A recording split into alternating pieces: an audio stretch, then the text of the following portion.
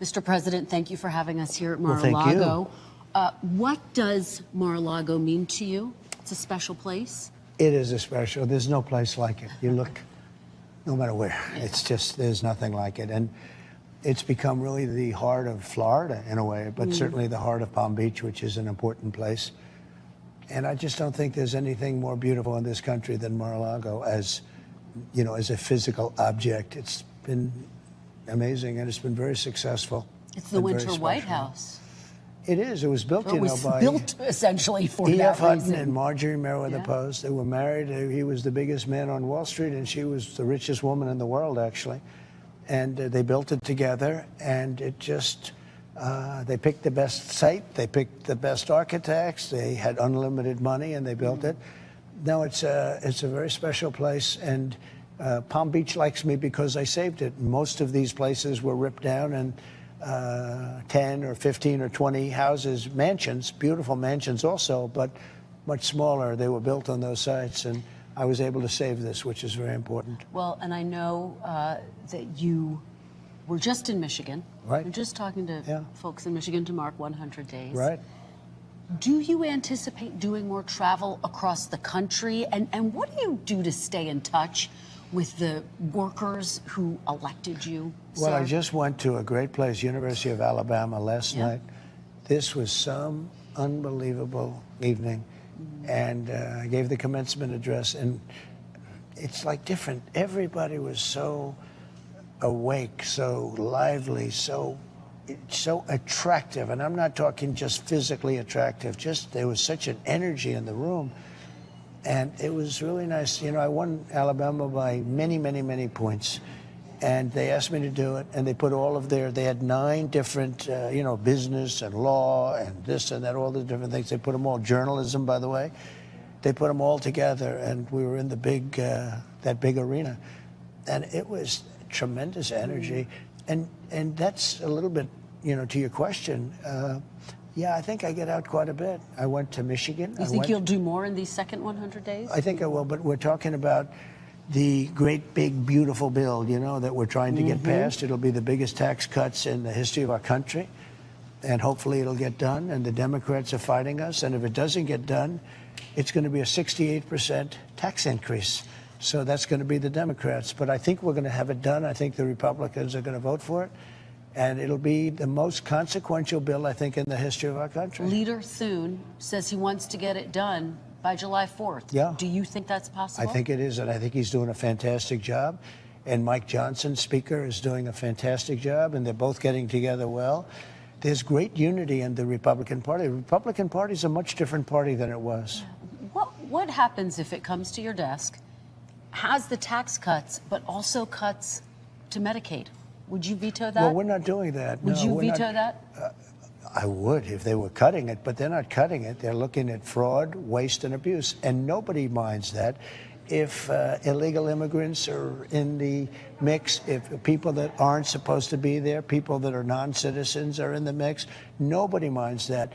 Waste, fraud, and abuse. But we're not cutting Medicaid, we're not cutting Medicare, and we're not cutting Social Security. You also unveiled a budget. Yeah. Deep cuts in some social services. What do you say to folks who may look at these cuts and say it's going to impact education, it could impact people who rely on services for the poor? Well, for what I understand, and first of all, the budget is a very preliminary instrument. Yes. And I think that when it's all said and done, you're going to see a wonderful budget for everybody, really everybody. I would actually say the middle class probably goes to the fore, and it's about time, but we took care of the middle class during during the original Trump tax cuts. We really took care of the middle class. The people with the least amount of money actually were the biggest, and this isn't just the middle class, the least amount of money, the poorest people proportionally gained the most. And that's what we're looking to do here. So you're not concerned about it impacting education and other services? No, it depends what education. If you're talking about Harvard, which has a... No, I'm talking about which has $53 billion in the bank because of a lot of things that they've been able to do and that the government helped them with, that's different. but no, not education. We're bringing education back to the states. Let me talk to you about TikTok. You know, that's a big thing, because education coming back to the states is a very big thing. We're going to bring it back. The United States does not do well with education. We're number 37, 38, 39, and 40 out of 40. And we're going to bring it back to the states, and we're going to go to among the top 10, I believe. Let me ask you about TikTok, sir.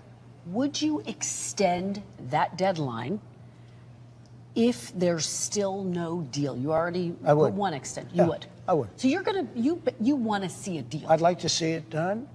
I have a little sweet spot in my heart because, as you know, I won young people by 36 points. That's a lot. No Republican ever won young people, and I won it by 36 points. And I focused on TikTok. So perhaps I shouldn't say this, but I have a little warm spot in my heart for TikTok. TikTok is it's very interesting, but it'll be protected. It'll be very strongly protected. But if it needs an extension, I would be willing to give it an extension. It might not need it. Where are discussions? Is it close to a deal? We're not. Someone close to purchasing we actually it? have a deal. We have a group of purchasers, very substantial people. They're going to pay a lot of money. It's a good thing for us. It's a good thing for China. It's going to be, I think, very good. But because of the fact that I've essentially cut off China right now with the tariffs that are so high that, you know, they're not going to be able to do much business with the United States. But if we make a deal with China, I'm sure that'll be a subject, and it'll be a very easy subject to solve. We're talking about your agenda, your budget bill, your tax bill, and you think about the next big test, which is the midterms. How do you see your role in the midterms? I'm going to be very active. I've raised a lot of money for congressmen and senators that I think are good, really good people. We have some great Republican congressmen and women and senators that love this country, and they're not lunatics like some of these Democrats. What they're doing to the country is incredible. It's insane. There's something wrong with them. They suffer a major case of Trump derangement syndrome. I mean, nothing matters to them other than that. Yeah, I'm going to be much involved. The interesting thing is, and nobody can explain why, but when somebody wins the presidency, they seem to lose Congress. They seem to lose the House and the Senate. How concerned are you about that? I don't know why it would be. I think we should do better. But if you look, it's pretty consistent that whoever wins the presidency ends up losing the House, losing the Senate. I think we're going to turn that around. I think we're going to turn it around easy. It should be the opposite. If we do a good job, let's say as president, if I do a good job, it should be the opposite. So hopefully we'll dispel that. Well, it looks like you're also looking at the history books. Yeah.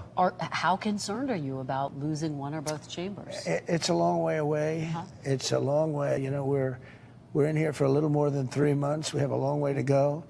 I've raised a lot of money. We're having a fundraiser at Mar-a-Lago tonight for exactly that purpose. We want to win the House in bigger numbers.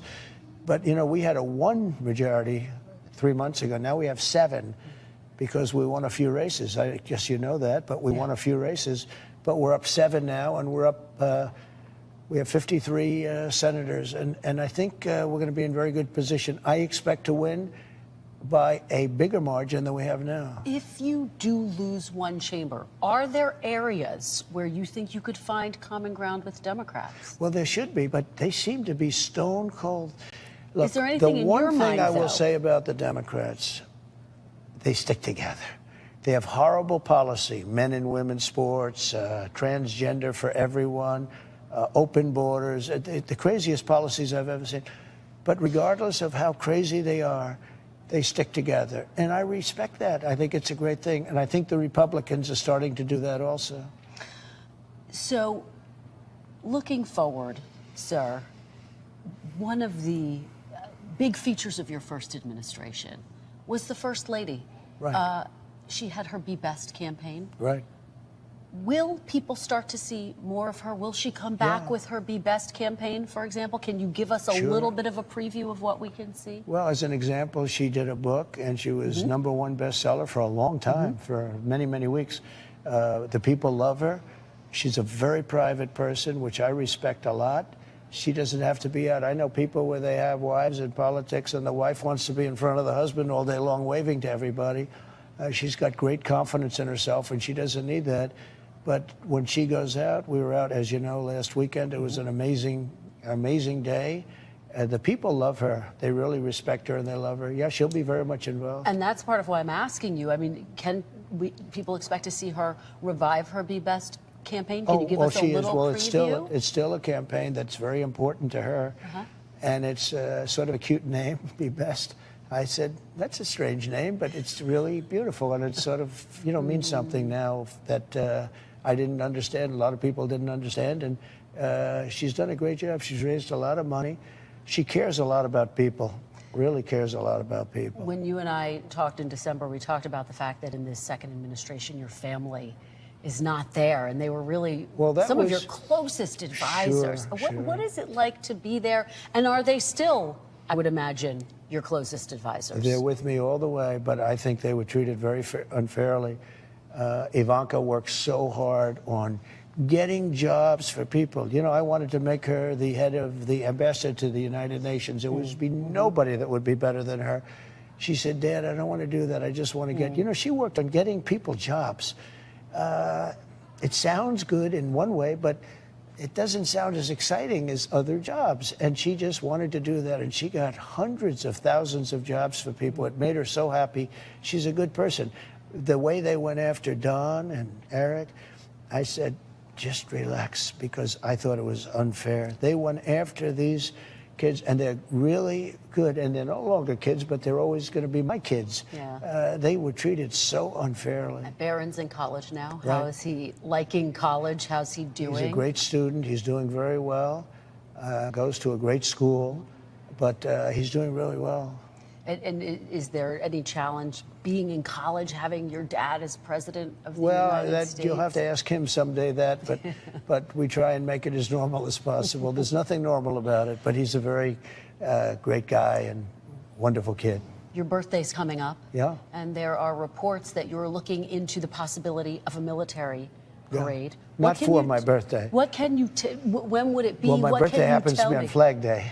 Well, so I think they're talking about Flag Day. But Right. I view it for Flag Day, not necessarily my birthday. Somebody put it together. But no, I think we're going to do something on June 14th, maybe, or somewhere around there. But I think June 14th, it's a very important day. It's Flag Day. Plus, we're going to have different days. If you look at Russia, they celebrate Victory Day. Yeah. If you look at France, I was talking to Prime Minister Macron, and he says, yes, Victory Day, Victory Day. And I say, Victory Day for what? World War II. I said, well, we had more to do with winning World War II than any other nation. Why don't we have a Victory Day? So we're going to have a Victory Day for World War I and for World War II. And will it be a military parade? What can people expect? Because nobody knows this. We're going to have Victory Day for World War I and for World War II. Well, it's going to start off by saying it's Victory Day. Because, when other nations, some of which weren't even very successful in the war, they have Victory Days, and the United States doesn't. And we're the one that won those wars with the help of others, but we're going to have a Victory Day for 1 and 2. But one day. Right?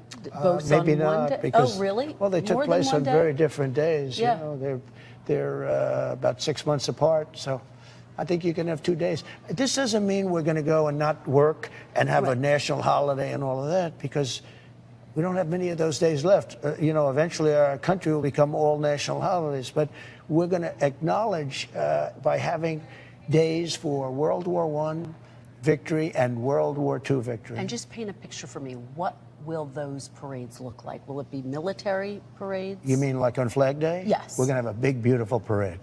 A military parade? Yeah, sure. Okay. We're going to celebrate our military. We have the greatest military in the world. What's the price tag? Do you People, peanuts compared to the value of doing it.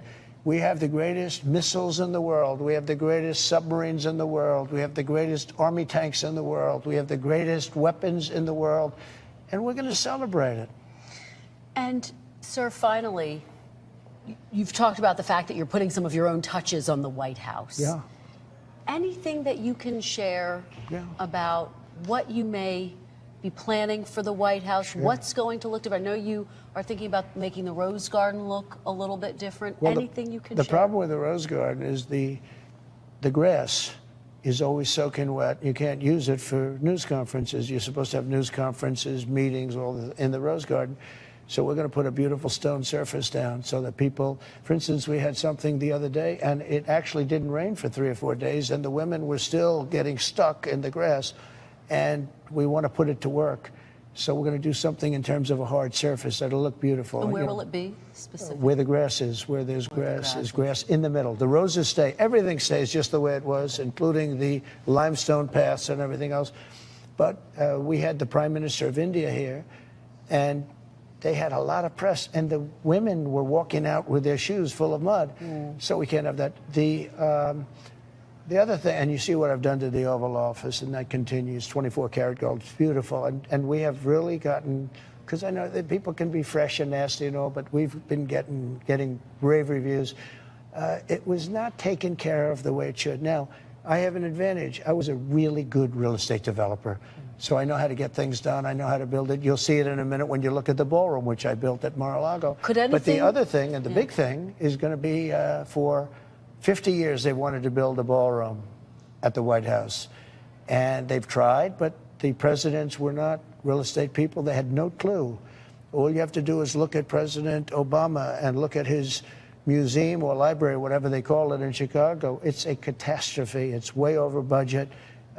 Maybe it comes to an end. I don't know what's going on, but it's a disaster because, and it's not his fault. He's not a real estate person. He doesn't know how to build. I do really well. And what we're going to do, you're going to see the most beautiful ballroom in the world right now when you take a look. But we are going to make and build a ballroom, which they've wanted for probably 100 years at the White House. And it'll be a world-class, beautiful ballroom. And they'll use the meeting rooms already existing. And we're going to get that started over the next few months. And it's going to be beautiful. And it'll be done properly. And I will fund it. You will fund it? Yeah. I'm not going to ask the government for money. I'll fund it, and I'm sure we'll have some donations to it. But it's not an inexpensive thing. It'll cost a lot of money. Where will it be? It'll be near the, I guess you would say, the East Wing, near the East Wing. A little complicated to explain without a drawing, but we have 3 or 4 different concepts, and we're working with great architects, with great planners, and it will be something really beautiful, top of the line. Finally, sorry. You know, when they have a party for, like, when the head of China comes in, or the head of anybody, you know, head of anything, they have a party where they have a tent 200 yards away, where people have to walk in the rain to get to a tent. And that's not for us. That's not for the United States of America. I know you're only 100 days into this second term, but have you thought about what you want your legacy to be? I want my legacy to be very much as the name of MAGA and what it represents. It's called Make America Great Again. We were a great country for a period of time, and the last 4 years have been a disaster for the reputation of this country and for the fact of the country. It's been a disaster. We're going to make America great again. That's all I want to do. I want to make it greater than ever before. Thank you, Mr. Thank you very much. Appreciate it. Thanks for watching. Stay updated about breaking news and top stories on the NBC News app or follow us on social media.